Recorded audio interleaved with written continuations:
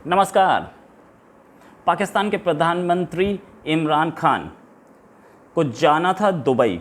वहाँ पे Dubai expo चल रहा है, वहाँ पर पाकिस्तान का पेविलियन लगा है जिसके इनॉग्रेशन के लिए और 2 दिन की दुबई टूर के लिए उन्हें जाना था। लेकिन उनको डर लग रहा था, उनको डर ये था कि कहीं उनका तख्ता पलट ना कर दे आर्मी, इसलिए वो गए नहीं। उन्होंने प्रेसिडेंट आरिफ अलवी को भेज दिया और ख़ुद इस्लामाबाद में ही रहे।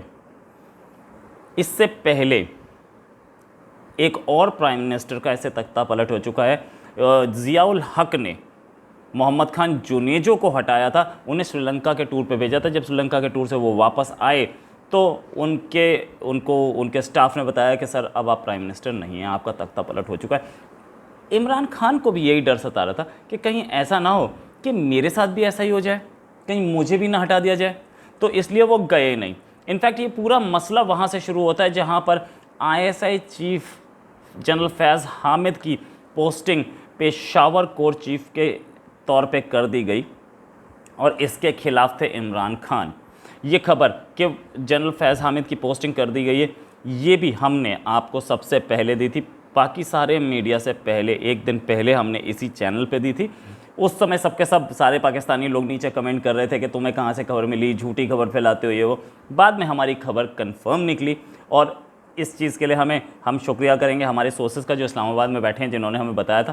खैर anyways, coming back to the point, अब 2 दिन से ज़्यादा हो चुके हैं और होता क्या है, जब ISI चीफ एक अपॉइंट किया जाता है तो उसका प्रोसेस ये होता है कि आर्मी हेडक्वार्टर्स से 3-4 नाम जाते हैं प्राइम मिनिस्टर्स ऑफिस, और प्राइम मिनिस्टर्स ऑफिस क्या करता है, उसमें से एक चूज़ करके बोलता है कि ये बनाना है। इस बार मामला थोड़ा सा गड़बड़ाया।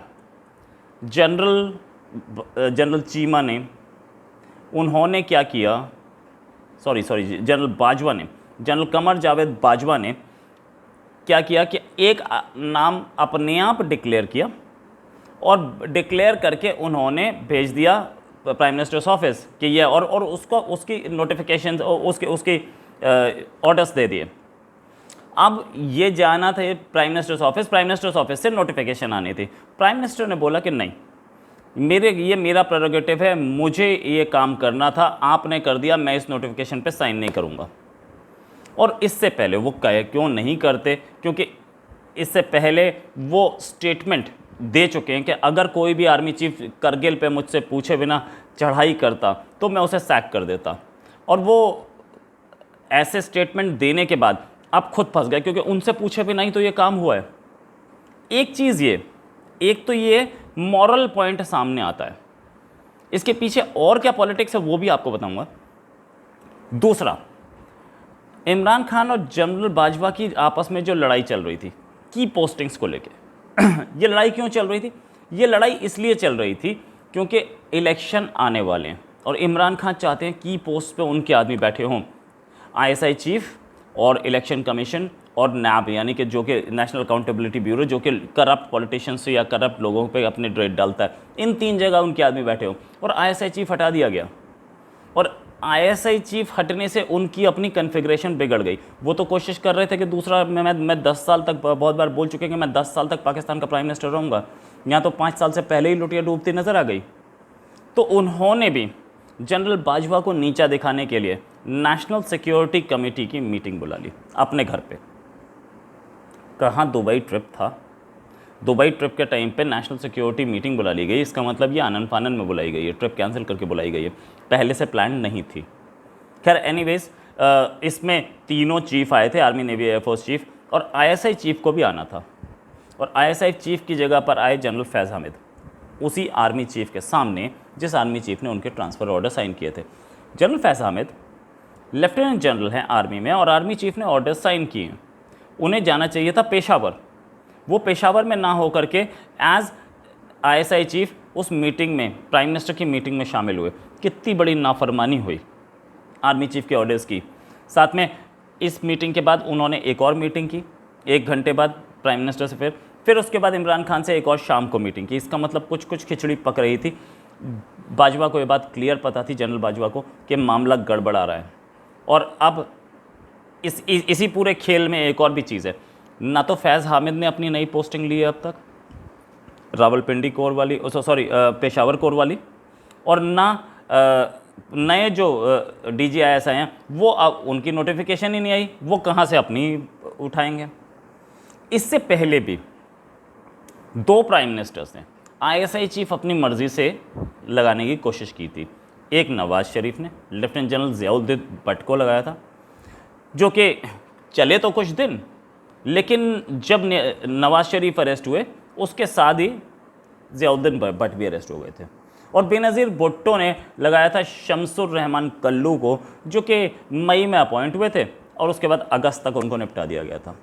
अगर आर्मी चीफ की परमिशन के बिना आप किसी को बनाने की कोशिश करेंगे ISI चीफ, तो कौन टॉलरेट करेगा? आर्मी चीफ आपको एक बार में ठीक कर देगा।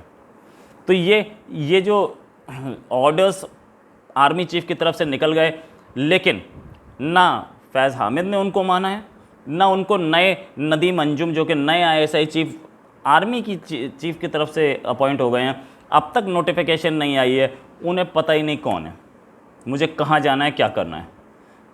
और नवाज शरीफ की बेटी मरियम नवाज़ ने 2 लोगों पे आरोप लगाए थे, एक आसिफ गफूर पे जो कि फॉर्मर डायरेक्टर जनरल ISPR हैं, DGISPR, जो मतलब पाकिस्तानी आर्मी के स्पोक्सपर्सन, और दूसरा फैज़ हामिद पे, कि ये दोनों के दोनों अपोजिशन के ख़िलाफ़ काम कर रहे हैं। इसके बाद तो और भी प्रॉब्लम थी। ISI इमरान खुद चाहते थे कि ISI के जो चीफ हैं वो रहें कब तक, वो मार्च अप्रैल तक रहें नेक्स्ट ईयर तक, ताकि वो अपनी पूरी सेटिंग कर लें और पूरी सेटिंग करने के बाद तब इलेक्शन करवाए जाए। हो सकता है कि वो इलेक्शन को प्रीपोन भी कर दें, इलेक्शन भी होने वाले हैं और आर्मी चीफ की पदवी भी खाली होने वाली है, हो सकता है वो अपने इलेक्शंस को प्रीपोन करके करवा लें, ताकि इसी के सामने हो जाए यार मेरा दूसरा कोई नया ISI चीफ आएगा, उससे कितनी सेटिंग हो पाएगी, क्या हो पाएगा, क्या नहीं हो पाएगा, ये भी प्रॉब्लम है। दूसरी चीज़, ISI ने ही इमरान को बताया कि जनरल बाजवा की मीटिंग हुई है शहबाज शरीफ से और दोनों के बीच में मामला सुलझता दिख रहा है, इससे और खफा हैं। तो ये पूरी जो चीज़ें हैं ये फंसती चली गई। तो बाजवा ने इसी पोस्टिंग, ये जो ट्रांसफ़र की थी अभी ISI चीफ की ट्रांसफ़र की थी, यानी कि फैज़ हामिद की ट्रांसफ़र की थी पेशावर कोर चीफ, और वहाँ से कराची कोर चीफ की पोस्टिंग की थी ISI चीफ। उसी टाइम पे इन्होंने रावलपिंडी कोर के चीफ को जनरल स्टाफ का चीफ बनाया था और जनरल स्टाफ के चीफ को रावलपिंडी कोर का चीफ बनाया था। ये दोनों इनके बड़े खास आदमी हैं। जनरल साहिर शमशाद मिर्ज़ा ये रावलपिंडी कोर के नए चीफ बनाए गए हैं। अच्छा, ये क्यों? ये इसलिए कि अपना आदमी रावलपिंडी कोर में रहे। रावलपिंडी कोर वो है जो कि हर बार टेक ओवर, सत्ता तख्ता पलट आर्मी को वो रावलपिंडी कोर ही करती है। मुशर्रफ के टाइम पे भी ये हुआ था, उससे पहले भी हुआ, क्योंकि रावलपिंडी इस्लामाबाद आमने सामने है। तो उन्होंने ये एक आदमी इधर से उधर और उधर से इधर इसलिए किया क्योंकि मेरे कमांड में रहे सब कुछ, और जब मुझे ज़रूरत पड़े मैं टेक ओवर भी कर पाऊँ। इससे डरेगा तो कम से कम इमरान, ये भी ज़रूरी था। तो अब बात यहाँ आई कि अब आगे होने क्या वाला है। आगे होने ये वाला है कि ये टकरार बढ़ेगी, बचती नहीं। अब उस लेवल पे कहानी आ चुकी कि इमरान खान और बाजवा दोनों हेड ऑन कोलिजन पे आ चुके। या तो इमरान खान उखड़ेंगे या बाजवा उसके कमरे में घुसेंगे और घुसने के बाद बोलेंगे यहाँ साइन करो यहाँ, राइट। और ये अगले 3-4 दिन में हो जाना है, अगले 3-4 दिन में हो जाना है। इनफैक्ट इमरान खान पूरा लगे हैं कि मेरा अगला इलेक्शन यही ISI के थ्रू ही इलेक्शन जीत पाऊँगा, वरना नहीं जीत पाऊँगा। फैज़ हामिद के साथ उनकी केमिस्ट्री भी अच्छी है। वो कई बार बोल चुके हैं कि मेरे को जितना सपोर्ट ISI और आर्मी से मिला उतना किसी और को नहीं मिला, क्योंकि मैं ईमानदार हूँ ये बोला, लेकिन फिर भी मिला है।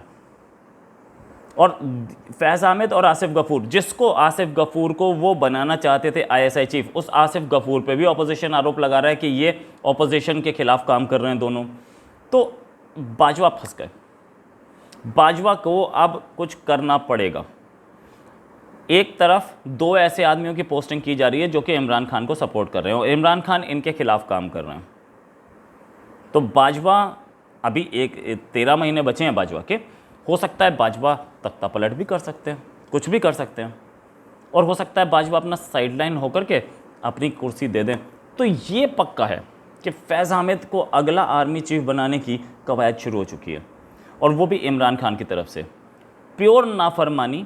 और इमरान खान इतने अब सतर्क हैं कि वो कहीं फॉरेन ट्रिप भी नहीं लगा रहे हैं और उनके अपने घर पे आईएसआई के लोग उनकी सुरक्षा कर रहे हैं ताकि अरेस्ट ना हो पाए। तो इसके साथ अब हमें दिखेगा कि किस हद तक ये लड़ाई पहुंच चुकी है, और कुछ दिन बाद हमें समझ में आएगा, 2-3 दिन की बात है, उससे ज़्यादा टाइम नहीं लगेगा, 2-3 दिन में हमें समझ में आ जाएगा कि घुटने किसने टेके। बाजवा तो इतनी आसानी से घुटने टेकने वाले नहीं लगते, क्योंकि उनके साथ दूसरे लेफ्टिनेंट जनरल्स भी हैं रावलपिंडी कोर के, और चीफ ऑफ स्टाफ हेडक्वार्टर्स में ये उनके साथ हैं, और वो कराची कोर के चीफ अंजुम वो भी इनके साथ हैं। तो इनके साथ और भी कमांडर्स हैं। लेकिन दूसरी साइड आईएसआई चीफ है एक तरफ। आईएसआई चीफ बहुत पावरफुल पोस्ट होती है। आर्मी चीफ के बाद second most powerful post in entire Pakistan is ISI chief. और आर्मी में मतलब क्योंकि वो डिफेंस मिनिस्ट्री को रिपोर्ट करता है आईएसआई चीफ, इनका अंडर भी काम करता है, लेकिन डायरेक्ट डिफेंस मिनिस्ट्री को रिपोर्टिंग होती है, प्राइम मिनिस्टर को रिपोर्टिंग होती है। इसलिए आर्मी में सेकंड इम्पॉर्टेंट पोस्ट जो होती है वो आर्मी चीफ के बाद वो थे चीफ ऑफ स्टाफ, जो कि उनका अपने आदमी बैठा है। रावलपिंडी कोर वो भी उनका अपना आदमी है। एक टकराव तो साफ दिख रहा है, और इसमें कौन जीतेगा? कहा जाता है कि जो आर्मी चीफ एक्सटेंशन पे होता है वो इतना पावरफुल नहीं होता पाकिस्तान में।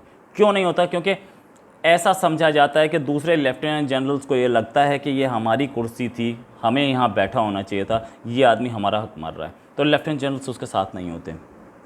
लेकिन बाजवा इस समय पावरफुल है, और बहुत पावरफुल है। अब देखते हैं ये हेड ऑन कोलिशन में कौन जीतता है। इसी के साथ एक और खबर के साथ फिर हाजिर होंगे। नमस्कार, जय हिंद।